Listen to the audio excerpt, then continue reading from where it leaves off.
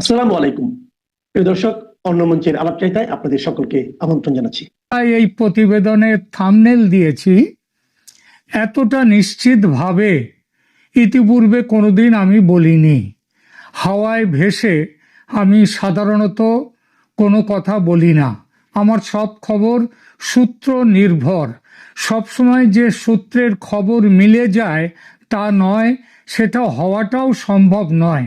কেননা বিশ্বজুড়ে ভূ রাজনীতি এত জটিল হয়ে উঠেছে যে আপাতভাবে যে অবিশ্বাস্য তাও এখন ঘটছে।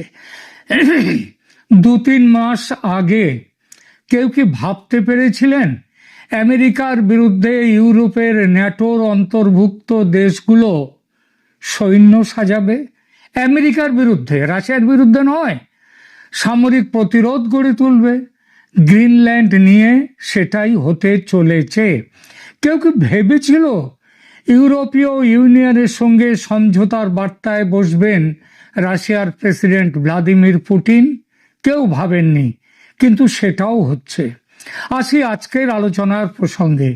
একেবারে হাতে গরম টাটকা খবর যা সব পাচ্ছি, তা যদি আবার হঠাৎ করে নতুন কোনো পরিস্থিতির দরুন পাল্টে না যায়, তাহলে 12ই ফেব্রুয়ারির নির্বাচন হচ্ছে না।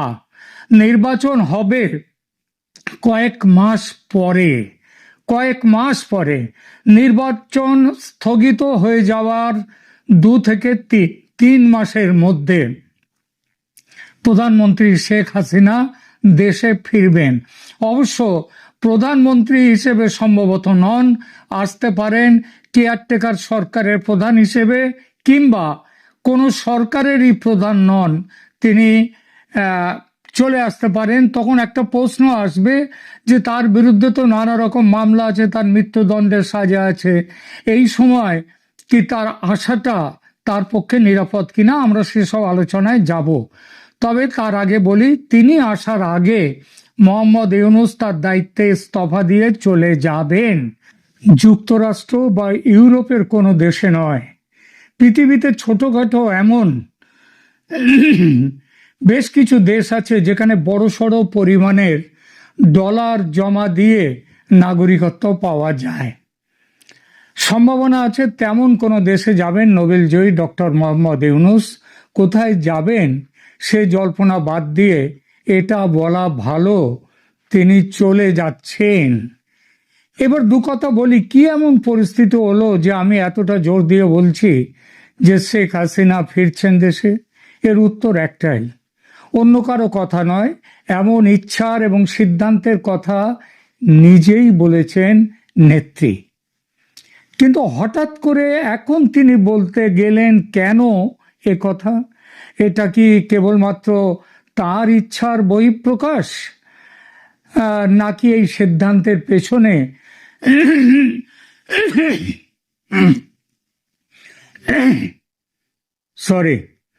নাকি এই সিদ্ধান্তের পেছনে বড়সড় কোনো কারণ আছে? দেখা যাক সেটা। ভারত বিগত বেশ কিছু মাস ধরে বলে আসছে বাংলাদেশে স্বচ্ছ, মুক্ত এবং সমস্ত দলের অংশগ্রহণের মাধ্যমে হওয়া একটি নির্বাচনের কথা। আমেরিকা স্পষ্ট কোনো অবস্থান নিচ্ছিল না, ঝুলিয়ে রেখেছিল বিষয়টা। কিন্তু অতি সম্প্রতি আমেরিকা মনস্থির করে ফেলেছে ইউনূস একজন চূড়ান্ত ব্যর্থ প্রশাসক, সেটা বুঝেছে ট্রাম্প প্রশাসন। তিনি চেষ্টা করছেন নির্বাচনী প্রক্রিয়ায় জালিয়াতি করে মৌলবাদী শক্তি অর্থাৎ জামায়াতের সরকার প্রতিষ্ঠা করার জন্য। বাংলাদেশ মৌলবাদীদের হাতে চলে যাক, এটা একেবারেই চাইছে না আমেরিকা। আবার এই কথা ভারতেরও ভাবা গিয়েছিল, বিএনপিকে সমর্থন দিয়ে কট্টর মৌলবাদের বিরুদ্ধে একটা মধ্যপন্থী সরকার তৈরি হোক বাংলাদেশে, অন্তত এটা চাইছিল ভারত। কিন্তু আওয়ামী লীগ নির্বাচনে থাকুক এই দাবি কখনো ছাড়েনি। শুধু নিজে যে এই দাবি করে বসেছিল তাও নয়, আন্তর্জাতিক মহলে এবং বিশেষ করে ট্রাম্প প্রশাসনকে বোঝাবার প্রচেষ্টা চালিয়ে গেছে সমানে। সেই বোঝানোতে শুধু বোঝানো ছিল না, চাপের রাজনীতিও ছিল। কি ছিল সেই চাপের রাজনীতি? সেটা হচ্ছে যে বঙ্গোপসাগর এবং ভারত মহাসাগর, ইন্দো প্যাসিফিক এই অঞ্চলে যদি চীনকে দমন করতে হয় তাহলে ভারতের সাহায্য ছাড়া সেটা সম্ভব নয়। সে আমেরিকা কেন, কারো পক্ষেই সম্ভব নয়। সুতরাং চীনকে দমন করতে গেলে ভারতের বাংলাদেশ নীতিকেও সমর্থন দিতে হবে, কারণ বাংলাদেশের ওপর দিয়ে চলে গিয়েছে কিন্তু চীনের ওই যে বলে বেল্ট অ্যান্ড রোড প্রকল্প। আর তারই ফলশ্রুতিতে আমেরিকা আজ বাংলাদেশ নিয়ে যা ভারত চায় তাতে সহমত হয়েছে। গত কয়েকদিন ধরে ভারতের ইউনূস সরকারের বিষয়ে যে খবর দেখতে পাচ্ছেন বিভিন্ন সোশ্যাল মিডিয়া এবং মিডিয়াতে, আপনারা দেখবেন তাতে সবাই প্রায় বহু জায়গাতে দু তিনটে বিষয় উঠে আসছে। একটা বিষয় হলো যে নির্বাচন হচ্ছে না, 12ই ফেব্রুয়ারিতে নির্বাচন স্থগিত হয়ে যাচ্ছে।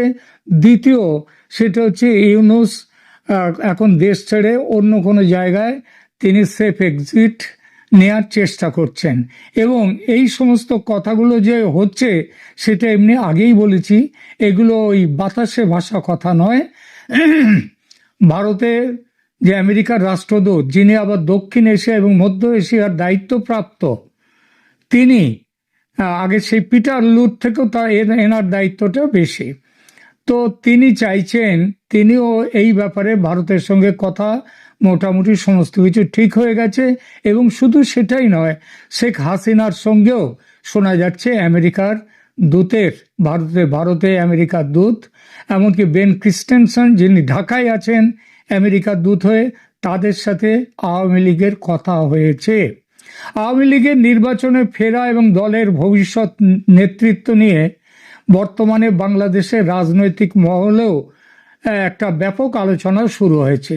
যে এই প্রশ্নটা উঠে এসছে, যদি শেখ হাসিনা আওয়ামী লীগ দলের ওপর থেকে অবস্থা যদি তুলে নেওয়া হয়, যদি তাদের ওপর থেকে স্বীকৃতি মানে নিষেধ যেটা রয়েছে সেগুলো যদি তুলে নেওয়া হয়, তাহলেও এই পরিস্থিতিতে আওয়ামী লীগ বাংলাদেশে ভোটে অংশগ্রহণ করবার মতো ক্ষমতা তার আছে কিনা, দলকে নেতৃত্ব দেবে কে।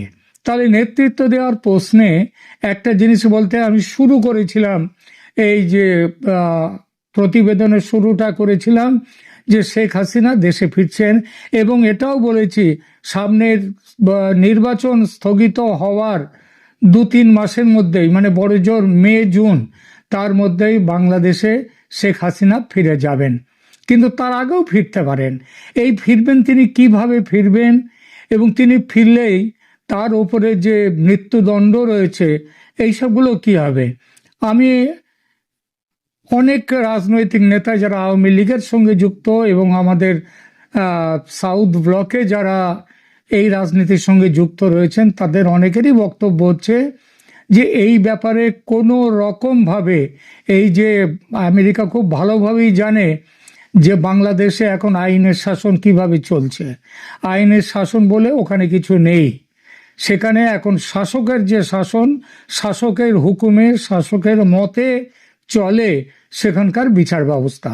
ফলে ইউনূসের পতন ঘটলে, ইউনূস যখন চলে যাবেন তার আগে কিংবা তার পরেও যে এখন রাষ্ট্রপতি একটি অর্ডিন্যান্স জারি করে তিনি শেখ হাসিনার মৃত্যুদণ্ড দেয়া হয়েছে যে আন্তর্জাতিক অপরাধ ট্রাইব্যুনালে, তার যে তার যে বিচার, সেই বিচারটাকে তিনি নস্যাৎ করে দেবেন, নেগেটিভ নালিফাই করে দিয়ে দেবেন তিনি।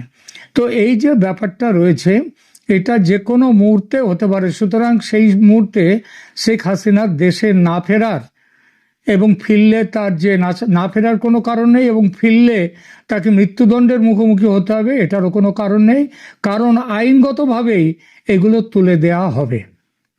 সুতরাং এখন তাহলে আর যদি একটা প্রশ্ন এখানে এসে যায় যে এর বিরুদ্ধে এখন মাঠ পর্যায়ে যদি নির্বাচনটা খুব বেশি না পেছায় তাহলে মাঠ পর্যায়ে কিভাবে এই ব্যাপারগুলো কিভাবে নির্বাচনের মুখোমুখি হবে। তার জন্য আওয়ামী লীগ একটি দ্বিতীয় বিকল্প সেটাও তৈরি করে রেখে দিয়েছে। সেটা হচ্ছে এখানে কারো সম্ভাব্য নেতৃত্ব দিয়ে মাঠ পর্যায়ে আওয়ামী লীগের প্রচার অভিযান শুরু করে দেয়া, সেটাও শুরু হয়ে গেছে। আমি একটা কথা প্রসঙ্গে আপনাদের বলেছি এখানে যে আওয়ামী লীগের যখন এই সরকার চলে যাবে, অন্তর্বর্তী সরকার, তখন একটা কথা উঠবে যে সেখানে অন্তর্বর্তী সরকারের পরিবর্তে কি ধরনের সরকার সেখানে আসতে পারে। সেখানে আমি বলেছি কেয়ারটেকার সরকার কথা চলছে। এই কেয়ারটেকার সরকারের প্রধান হয়েও শেখ হাসিনা ফিরে যাবেন দেশে। তার কারণ হলো আইন অনুযায়ী, সংবিধান অনুযায়ী এতদিন যে সরকার ছিল সেই সরকার অবৈধ, এবং এই সরকারের বিদায়ে বরং সংবিধানকে ফিরিয়ে আনার সম্ভাবনা তৈরি হচ্ছে। অর্থাৎ শেখ হাসিনাই প্রধানমন্ত্রী হিসেবে ফিরতে পারেন। কিন্তু এখানে একটা বিরোধিতাও চলছে যে দেশের মানুষের কাছে একটা যে গত 2024-এর যে জুলাই অভ্যুত্থান, সেই অভ্যুত্থানের কথা মাথায় রেখে একটা মধ্যবর্তী পথ বার করার চেষ্টা হচ্ছে। এই মধ্যবর্তী পথটা হলো নির্বাচন হওয়ার আগে এই যে সরকার তৈরি হবে, শেখ হাসিনা সেই সরকারের প্রধান হতেই পারেন, কিন্তু তিনি প্রধানমন্ত্রীর পদে না এসে তিনি কেয়ারটেকার সরকারের প্রধান হয়ে দায়িত্ব গ্রহণ করতে পারেন, এবং তারই অধীনে এই নির্বাচন অনুষ্ঠিত হবে। সেটা 3 মাস পরে হোক কিংবা তার কিছু সামান্য কিছু আগে পরে হোক, যেটাই হোক সেটা হবে। সুতরাং এখন এই পরিস্থিতিতে একটা পরিষ্কার জিনিস দেখা যাচ্ছে যে শেখ হাসিনা দেশে ফিরছেন এবং ক্ষমতাতেও ফিরছেন। এই ব্যাপারে ভারত, আমেরিকা একমত হয়ে গেছে। সবথেকে বড় দুটো স্টেক হোল্ডার বাংলাদেশের ব্যাপারে, একটা হচ্ছে ভারত আর একটা হচ্ছে আমেরিকা। যাতে আমেরিকার স্বার্থ এতদিন ধরে যেটা যে পদ দিয়ে ইউনুসকে দিয়ে যেসব কাজকর্মগুলো করে নেওয়া হয়েছে সেইগুলোর ব্যাপারেও সদিচ্ছা, সেইগুলো ভালোভাবে এবং কি বলবো সহৃদয়ভাবে সেগুলোরও আলোচনা করে সেই ব্যাপারে সিদ্ধান্ত নেবে পরবর্তী সরকার। এমন একটা বোঝাপড়ার ভিত্তিতে কিন্তু শেখ হাসিনা দেশে ফিরবেন। এই পর্যন্ত এইভাবেই ঠিক হয়েছে। আশা করা যায় যে মে-জুন মাসের মধ্যেই বাংলাদেশের পরিস্থিতি শান্ত হয়ে আসবে। এখানেই রাখছি। বাংলাদেশের সংবিধানে বলা আছে যে দ্বৈত নাগরিকত্ব থাকলে কিংবা কোনো ব্যক্তি যদি অপর দেশের প্রতি আনুগত্য প্রকাশ করেন তাহলেও তিনি জাতীয় সংসদ নির্বাচনে অংশ নিতে পারবেন না। তাহলে আনুগত্য উঠিয়ে নেওয়ার প্রমাণ কি তারেক রহমান হাজির করতে পারবেন? যে ব্রিটেনে তিনি যে রাজনৈতিক আশ্রয়ে দীর্ঘ সময় ছিলেন, তার মধ্যে তিনি ব্রিটেনের নাগরিকত্ব নিয়েছিলেন কিনা, ব্রিটেনের ট্রাভেল ডকুমেন্ট নিয়ে তিনি নিশ্চিতভাবে তার ভাইয়ের মৃত্যুর পর মালয়েশিয়া গিয়েছিলেন, সৌদি আরবে গিয়েছেন কয়েক দফা। তাহলে তারেক রহমান ঠিক কি ধরনের আনুগত্য প্রকাশ করে যুক্তরাজ্যে ছিলেন? বিএনপির জন্য দ্বৈত নাগরিকত্বের জেরে নির্বাচনে মনোনয়ন বাতিল হয়ে যাওয়ার বিষয়টি কত বড় উদ্বেগের কারণ হয়েছে যে রীতিমতো বিএনপির ছাত্র সংগঠন ছাত্রদল নির্বাচন কমিশন ঘেরাওয়ে কর্মসূচি পালন করেছে। মনে রাখতে হবে 2024-এর জুলাই আগস্ট আন্দোলনে যেহেতু আনুষ্ঠানিকভাবে বিএনপি ছিল না, বিএনপিকে কিন্তু সেই জুলাই আগস্ট থেকে এই পর্যন্ত তার মানে মূল দল অথবা এর কোনো অঙ্গ সংগঠনকে এরকম ঘেরাও বা মানে কোনো প্রতিবাদ মিছিল মানে কোনো রকম কোনো রাজনৈতিক কর্মসূচি পালন করতে বা দিতে এর মধ্যে কিন্তু দেখা যায় নাই। তার মানে বিএনপি কতটা গুরুতর বলে মনে করছে তাদের সামনের হুমকিটা, দ্বৈত নাগরিকত্বের বিষয়টি নিয়ে নির্বাচন কমিশনে যা চলছে, মানে একের পর এক মনোনয়ন বাতিল হয়ে যাওয়ার যে হুমকি চলছে, কিংবা সামাজিক যোগাযোগ মাধ্যমে তাদের একেবারে শীর্ষ নেতা তারেক রহমান সহ বিভিন্ন ব্যক্তিবর্গের যে ধরনের দ্বৈত নাগরিকত্বের প্রমাণ বেরিয়ে আসছে, তাতে তারা কত বড় বিপদে পড়বে বলে ভেবেছে যে ছাত্রদল নির্বাচন কমিশন ঘেরাওয়ের কর্মসূচি পালন করেছে আজ, এবং তারা নির্বাচন কমিশন ঘেরাওয়ের কর্মসূচি পালন করে বলছে যে এটাতে পোস্টাল ব্যালট নিয়ে জামায়াতে ইসলামী অনিয়ম করছে, নির্বাচন কমিশন নিরপেক্ষভাবে দায়িত্ব পালন করছে না, এ ধরনের দাবিগুলোকে সামনে রেখে তারা নির্বাচন কমিশন ভবন ঘেরাও করেছে সেটা বলেছে। কিন্তু এমন দিনে তারা এই ঘেরাওয়ের কর্মসূচি পালন করছে যেদিন কিনা নির্বাচন কমিশনের ভেতরে এই দ্বৈত নাগরিকত্ব বিষয়ে যত মনোনয়ন ঝুলে আছে সেগুলোর কি শেষ পর্যন্ত ভাগ্য নির্ধারিত হবে কোন দিকে, এরা কি নির্বাচনে অংশ নিতে পারবেন কি পারবেন না, সেটা যেদিন নির্ধারণের শুনানি চলছে ভেতরে, তখন ছাত্রদল বিপুল তাদের জনশক্তি নিয়ে নির্বাচন কমিশনের সামনে গিয়ে এক রকমের একটা মহড়া দিয়েছে যে নির্বাচন কমিশন তাদের বিপক্ষে যদি যায় তাদের শুনানির ফলাফল, তাহলে তারা রাজপথে ছাড়বে না, বা রাজপথে তারা কি করে দেখাতে পারে। দেখেন, ছাত্রদল সভাপতি রাকিব, তিনি তারেক রহমান আসবার পর থেকেই তারেক রহমানের সঙ্গে যতটা ঘনিষ্ঠভাবে প্রায় সকল কর্মসূচিতে আছেন, তাতে বুঝতে কোনো অসুবিধা হওয়ার কারণ নাই যে ছাত্রদলকে এই মহড়ার দায়িত্ব বিএনপি এবং বিএনপির একেবারে শীর্ষ পর্যায় থেকে দেওয়া হয়েছে। কারণ না হলে পোস্টাল ব্যালটে কি অনিয়ম হচ্ছে তা নিয়ে বিএনপি কর্মসূচি পালন না করে ছাত্রদল কেন যাবে নির্বাচন কমিশনে বলুন? বিএনপি এটা নিয়ে কোনো রাগঢাক করছে না যে তারা ভীষণভাবে চিন্তিত দ্বৈত নাগরিকত্বের বিষয়টা নিয়ে। নজরুল ইসলাম খান এর আগে নির্বাচন কমিশনে গিয়ে বলে এসেছেন যে দ্বৈত নাগরিকত্বের বিষয়টা নিয়ে জটিলতা সৃষ্টি করা একদম নির্বাচন কমিশনের উচিত হবে না, কারণ 15 বছর ধরে এই যে শাসন চলছিল, বিএনপির নেতাকর্মীরা অত্যাচার, মামলা, নির্যাতন থেকে বাঁচতে বিভিন্ন দেশে গিয়ে আশ্রয় নিয়েছেন এবং তারা সে সময় নাগরিকত্ব গ্রহণ করেছেন। কাজেই নির্বাচন কমিশন যাতে জটিলতা সৃষ্টি না করে। তার মানে বিএনপি অস্বীকার করছে না যে তাদের প্রার্থীদের মধ্যে অনেকেরই দ্বৈত নাগরিকত্ব আছে। বিএনপি নির্বাচন কমিশনের কাছে দাবি করছে আলোচনার মাধ্যমে যে তারা যাতে জটিলতা সৃষ্টি না করে, আর বাইরে নির্বাচন কমিশন ঘেরাওয়ের কাজ করাচ্ছে ছাত্রদলকে দিয়ে, যাতে সেই ভয় বা সেই চাপও অনুভব করে নির্বাচন কমিশন ভেতরে।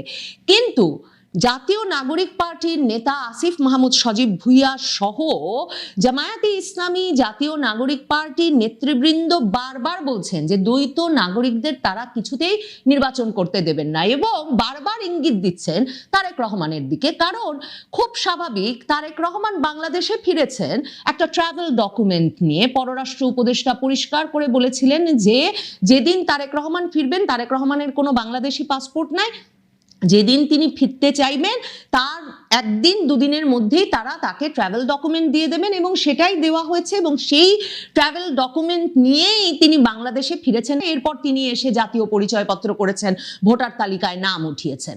কিন্তু 2015 সালে একটা ব্রিটিশ ডকুমেন্টে, ব্রিটিশ সরকারের একটা ওয়েবসাইটে পরিষ্কার লেখা আছে যে তারেক রহমান এবং জুবাইদা রহমান মিলে একটা কোম্পানি খুলেছেন যুক্তরাজ্যে, এবং সেই কোম্পানির ডকুমেন্টে তারেক রহমান নিজেকে ব্রিটিশ নাগরিক হিসেবে উল্লেখ করেছেন। এই আলাপগুলো যখন আওয়ামী লীগ আমলে সংসদে আওয়ামী লীগের তখনকার পররাষ্ট্র প্রতিমন্ত্রী শাহরিয়ার আলম উঠিয়েছিলেন যে তারেক রহমান তার পাসপোর্ট জমা দিয়ে দিয়েছেন যুক্তরাজ্যের বাংলাদেশ মিশনে এবং তিনি আসলে এখন যুক্তরাজ্যের নাগরিক, তখন কিন্তু 2018-তে মির্জা ফখরুল ইসলাম আলমগীর বিবিসির সঙ্গে সাক্ষাৎকারে স্বীকার করেছিলেন যে তারেক রহমান রাজনৈতিক আশ্রয় প্রার্থনা করেছেন ব্রিটেনের কাছে, এবং সেভাবেই তিনি যুক্তরাজ্যে বসবাস করছেন এবং তার পাসপোর্টটি জমা হয়েছে বাংলাদেশ মিশনে। তাহলে তারেক রহমানের নাগরিকত্বটা কি? এই প্রশ্ন এখন ব্যাপক প্রভাবশালী ব্যক্তি, জনমত গঠনে যিনি বাংলাদেশের রাজনীতিতে বিরাট প্রভাব রাখেন, সেই পিনাকি ভট্টাচার্য তুলছেন। তিনি ফেসবুকে পোস্ট দিয়ে বলছেন যে তারেক রহমানের বাংলাদেশি পাসপোর্টটা কই, সেই পাসপোর্টের খবরটা কেন তিনি দিয়ে তারপর নির্বাচনে অংশ নিচ্ছেন না। তার তার মানে বিএনপি জানে যে এখন মামলা হয়েছে বিভিন্ন জায়গায়, নির্বাচন কমিশনে অভিযোগ জমা পড়েছে অন্যান্য প্রার্থীদের বিরুদ্ধে বটে, কিন্তু তারেক রহমান পর্যন্ত এই হুমকির মধ্যে আছেন, কারণ তারেক রহমানের নাগরিকত্বটা নিয়ে সন্দেহ আছে। দেখেন, এবার যখন নির্বাচন কমিশন শুনানি করছে তখন বারবার যে কথাটা উঠছে সেটা হচ্ছে প্রার্থীরা আবেদনপত্রে মনোনয়নপত্র দাখিলের সময় বলে দিচ্ছেন যে তারা তাদের অপর নাগরিকত্ব ত্যাগ করে এসেছেন এবং সেই মুখের কথায় একরকমের বিশ্বাস রাখছেন নির্বাচন কমিশন। কিন্তু যখন অভিযোগ জমা পড়ছে তখন কিন্তু প্রার্থীকে রীতিমতো প্রমাণ হাজির করতে হচ্ছে যে তার নাগরিকত্ব বাতিল হয়েছে। আসিফ মাহমুদ সজীব ভুইয়া, জাতীয় নাগরিক পার্টির, তারা পরিষ্কারভাবে বলেছে দ্বৈত নাগরিকত্ব নিয়ে বিদেশি নাগরিক কাউকে তারা কিছুতেই নির্বাচনে অংশ নিতে দেবে না, কারণ বাংলাদেশের সংবিধানে বলা আছে যে দ্বৈত নাগরিকত্ব থাকলে কিংবা কোনো ব্যক্তি যদি অপর দেশের প্রতি আনুগত্য প্রকাশ করেন তাহলেও তিনি জাতীয় সংসদ নির্বাচনে অংশ নিতে পারবেন না। তাহলে আনুগত্য উঠিয়ে নেওয়ার প্রমাণ কি তারেক রহমান হাজির করতে পারবেন? যে ব্রিটেনে তিনি যে রাজনৈতিক আশ্রয়ে দীর্ঘ সময় ছিলেন, তার মধ্যে তিনি ব্রিটেনের নাগরিকত্ব নিয়েছিলেন কিনা, ব্রিটেনের ট্রাভেল ডকুমেন্ট নিয়ে তিনি নিশ্চিতভাবে তার ভাইয়ের মৃত্যুর পর মালয়েশিয়া গিয়েছিলেন, সৌদি আরবে গিয়েছেন কয়েক দফা। তাহলে তারেক রহমান ঠিক কি ধরনের আনুগত্য প্রকাশ করে যুক্তরাজ্যে ছিলেন সেই প্রমাণ যেমন এখন আসিফ মাহমুদ সজীব ভুইয়ারা খুব শিগগিরই মুখ খুলে তার নাম উল্লেখ করে চাইবে, এমন আশঙ্কা বিএনপির আছে বলেই তারাও রাজপথে নেমে পড়েছে। ঠিক তেমনি ভাবে তারেক রহমানকে নির্বাচিত হয়ে আসার পরেও কিন্তু জামায়াতে ইসলামী, জাতীয় নাগরিক পার্টি সহ তার রাজনৈতিক প্রতিদ্বন্দ্বীরা এই প্রমাণপত্র দাখিলের জন্য তার বিশ্বাসযোগ্যতা নিয়ে প্রশ্ন তুলতে পারে। তখন তারেক রহমান এই প্রমাণগুলো হাজির করতে পারবেন তো? শুনে আসি জাতীয় নাগরিক পার্টির নেতা আসিফ মাহমুদ সজীব ভুইয়া, যিনি সাবেক উপদেষ্টাও বটে, তিনি কি বলছেন। তিনি বলছেন, আমরা কোনো বিদেশি নাগরিককে বাংলাদেশে নির্বাচন করতে দেব না। যদি নির্বাচন কমিশন তাদেরকে এখতিয়ার বহির্ভূতভাবে প্রার্থিতা বৈধ করার কোনো চেষ্টা করে তাহলে আমরা একই সাথে আইনি লড়াই লড়বো এবং একই সাথে রাজপথেও নামবো। আমরা এই বাংলাদেশের ব্লাডি নাগরিক, কিন্তু আমরা ব্লাডি ফরেনার না, যারা এই দেশটাকে বিভিন্ন সময়ে বিভিন্ন ভাবে লুট করে বিদেশে নাগরিকত্ব নিয়েছে, বিদেশে বাড়িঘর করেছে, বিদেশে সম্পত্তির পাহাড় করেছে। যখন গণতন্ত্রের সময় এসেছে, যখন নির্বাচনের সময় এসেছে, আবারও জনপ্রতিনিধি হওয়ার জন্য দেশে এসে সেই দ্বৈত নাগরিকত্ব সহই নির্বাচনে অংশগ্রহণ করার পায়তারা করছে। আপনারা যদি জনপ্রতিনিধি হতে চান তাহলে প্রকৃত অর্থে প্রথমে বাংলাদেশের এককভাবে বাংলাদেশের নাগরিক হন। আমরা কোনো বিদেশি নাগরিককে বাংলাদেশে নির্বাচন করতে দেব না। এই অবস্থায় ছাত্রদলের একটা মুখ্য অভিযোগ হচ্ছে নির্বাচন কমিশনে ঘন ঘন একটি বিশেষ দলের রাজনৈতিক ব্যক্তিরা কোনো প্রয়োজন ছাড়াই যাওয়া আসা করছেন। বিএনপি যে খুব ঘন ঘন যাওয়া আসা করছে সেটাও কিন্তু সত্যি। নজরুল ইসলাম খান ঘুরে এসেছেন দুদিন আগে, মির্জা ফখরুল ইসলাম আলমগীর আজ যাবেন নির্বাচন কমিশনে, সংবাদ মাধ্যমে সে খবর আছে। আর জামায়াতে ইসলামীর আমির তার নেতৃবৃন্দকে নিয়ে, জামায়াতে ইসলামীর নেতৃবৃন্দকে নিয়ে আজ প্রধান উপদেষ্টার সঙ্গে সাক্ষাৎ করতে যাবেন। দেখেন, নির্বাচনে এই যে দ্বৈত নাগরিকত্বের কারণে একটা সংখ্যক, মানে কিছু সংখ্যক ব্যক্তির মনোনয়ন বাতিল হয়ে যাওয়া জামায়াতে ইসলামীর জন্য এখন অত্যন্ত গুরুত্বপূর্ণ। কারণ জামায়াতে ইসলামীর প্রায় 1 ডজন আসনে ইসলামী আন্দোলন বাংলাদেশের সঙ্গে তাদের নির্বাচনী জোট হবে জেনে তারা কোনো মনোনয়নপত্রই দাখিল করে নাই। কাজেই তাদের প্রায় 12টি আসনে যখন এই সংকট, প্রার্থীর সংকট আছে, হিসাবে মানে নির্বাচনী ভোটের জয় পরাজয়ের হিসাব মেলাতে গিয়ে তারা নিশ্চিতভাবেই বিএনপিকে এই দ্বৈত নাগরিকত্বের ফাঁদে ফেলে কিছু মনোনয়ন হারাতে বাধ্য করতে চাইবে। এবং জামায়াতে ইসলামী যে প্রধান উপদেষ্টার সঙ্গে আজকে সাক্ষাৎ করতে যাচ্ছেন, তিনিও নিশ্চয়ই সেখানেও বলে আসবেন যে দ্বৈত নাগরিকত্ব ঋণ খেলাপি হওয়া সত্ত্বেও বিএনপি প্রার্থীদেরকে যদি নির্বাচনে এই সুযোগ দেওয়া হয় সেটা তাদের লেভেল প্লেইং ফিল্ড যেমন নষ্ট করবে, তেমনি তারা প্রয়োজনে রাজপথে নেমে সেই নির্বাচনকে এক রকমের বিলম্বিত করে ফেলতে পারেন। কারণ আসিফ মাহমুদ সজীব ভুইয়া শুধু রাজপথে নামার ঘোষণা দিয়েছেন তার সেই বক্তব্যে তাই কিন্তু নয়। আসিফ মাহমুদ সজীব ভুইয়া স্পষ্ট করে বলেছেন কোনো অনিয়ম তারা সহ্য করবেন না। প্রয়োজনে একটা ভালো নির্বাচন করার জন্যে নির্বাচন কয়েক মাস পিছিয়েও দেওয়া যেতে পারে। জাতীয় নাগরিক পার্টির মুখপাত্র হিসেবে আসিফ মাহমুদ সজীব ভুইয়া যখন কথা বলছেন, বুঝতে বাকি থাকে না জামায়াতে ইসলামী, জাতীয় নাগরিক পার্টি সকলেরই এটাই মূল কথা, মোদ্দা কথা, মূল সিদ্ধান্ত যে প্রয়োজনে একটা ভালো নির্বাচন করবার জন্যে নির্বাচনটা পিছিয়ে দেওয়া যাক। বিএনপি দেখছে এমন নানা উদ্বেগজনক দাবি উঠছে, রাজপথে নামার হুমকি আসছে, কাজে তারাও রাজপথে নামার ক্ষেত্রে পিছিয়ে থাকতে চায়নি। সেজন্যে প্রথম কর্মসূচি হিসেবে নির্বাচন কমিশন ঘেরাও করতে চলে গেছে ছাত্রদল। হাসনাতের আসনে এরই মধ্যে বিএনপি প্রার্থীর মনোনয়ন বাতিল হয়েছে। জামায়াতে ইসলামের সমর্থন পাবার পর একরকমের বিনা প্রতিদ্বন্দ্বিতায় জামায়াত এনসিপি জোটের প্রার্থী হাসনাত সেখান থেকে বিজয় লাভ করে আসবেন। জামায়াতে ইসলামী এবং এনসিপি এমন বেশ কিছু আসন বিনা প্রতিদ্বন্দ্বিতায় জিতে আসবার জন্যেও প্রয়োজন।